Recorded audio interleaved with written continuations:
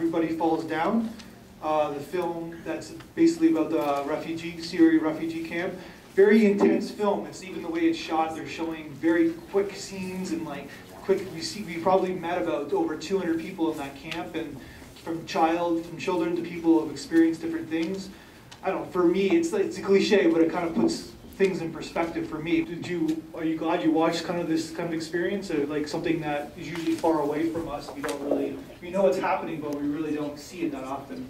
I like how yeah, the shooting, and it's basically raw footage of like most of it, what I got from it. I like it. It gives you, it's a reflection of how, or how actually like helped us as audience understand more or see more the way it is, how they suffer on a daily basis. I liked the film. It was beautifully shot. I think what struck me about it was just listening to people's stories and understanding from their perspective, you know, why they chose to flee their country, why they had to, and how family is so important to them. And despite that they're in this situation, you see the human spirit at its strongest. You know, these kids are happy kids even though they have nothing. They kind of make sure you put everything in perspective and realize, you know, they really did, you know, they really did fall down, I guess, in the movie's title. Yeah. Yeah, it's beautiful to see people, you know, through the struggles. Yeah, it's one of those films where, like you said, we hear about it every day. Like if you're whatever, you're on Twitter or you watch the news, you hear about it. But having that personal touch, like just getting to know the individual, kind of puts it in perspective. And of course, they're all the same. It's about family. It's about love. It's about connection. We all want to live. We all want to survive, and we all want to be part of that family. Go ahead. I guess when I looked at it, to be honest, I was a bit suspicious of it in terms of that it had a very clear and very simplified, almost overly simplified message, and it was very consistent. It's a highly complicated situation, and this is, you know, meant, it looks like, to get donations, but to sort of for people who like to sort of have this bewildered look, like, oh, we just, you know, we're confused, we don't understand, we just had to leave, we want to go back to our country, which is my understanding that's not the consensus at all, but it does play well into international aid. The sense that it's a complicated situation, but none of that was really addressed in the sense that nobody was really identified as having sides, and it's so politicized. So I think the sense that, yeah, the sort of the stripping down just to sort of innocents who are sort of looking wide-eyed. On the one hand, that's true, but to sort of, I am worried that people would see that and said, now I have an understanding of it, and it's really just propaganda.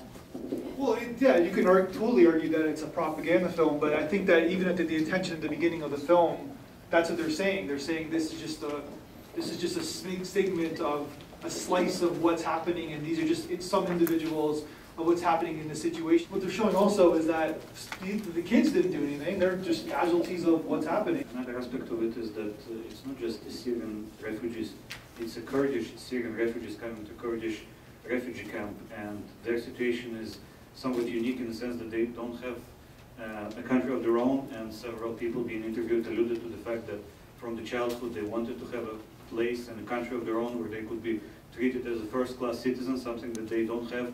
And there are Kurds living in Turkey, in Iraq, in Syria, and that makes this a little bit distinct from a general Syrian refugee situation. That's what I wanted to mention. From a production standpoint on this film, one thing I really commended it for was its use of music, because it obviously taught, like, there's a whole section where the actual participants of the documentary are singing, and that's like a really touching moment, but it also used in the beginning part of the movie, a very, like, metropolitan urban beat behind it, which I thought really emphasized the fact that it's a city. They said they ultimately made like a kind of like a city-like compound, and it really thrust it into the present and modern perspective for me.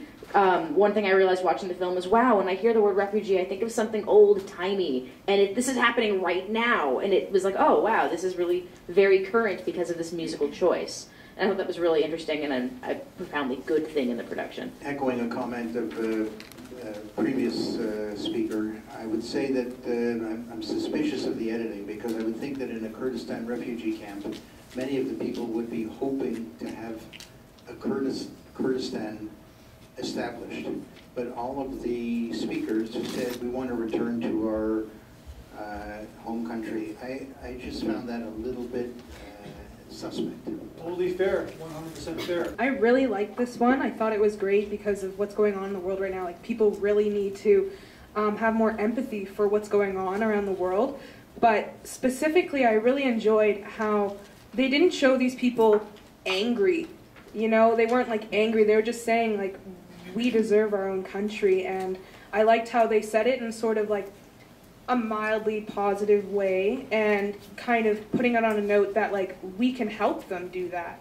And they weren't just yelling at the camera and saying like, God damn it, like they took our country and they killed everybody and we want to kill them. They were just saying, this is what they did to us and this is where we are now. And you know, like North Americans, like they said, American governments and like the British governments can totally help them. And they're just kind of saying like, you know, you guys can help us like over there in North America. And here we are watching it, right?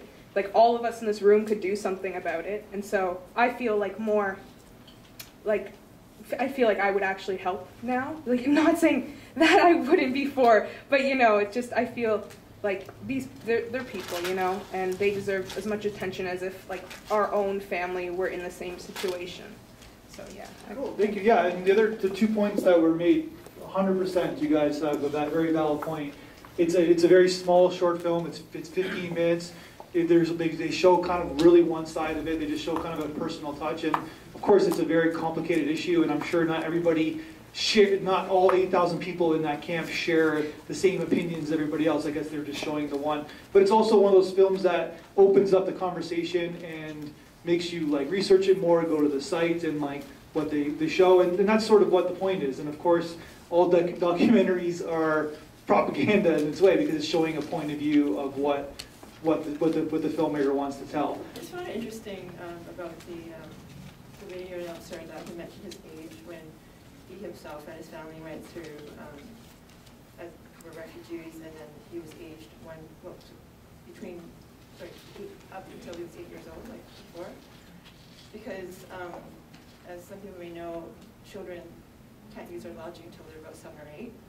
So they emotionalize all events, especially challenging ones. So the fact that he's helping people, that's how much has impacted him, right?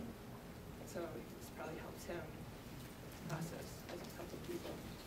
Yeah, and I'm sure lots of people here, sitting here, are from families who are from refugees or who come to North America through different reasons and through usually, like, you know, so it's just one of those things that keeps going on and on and on.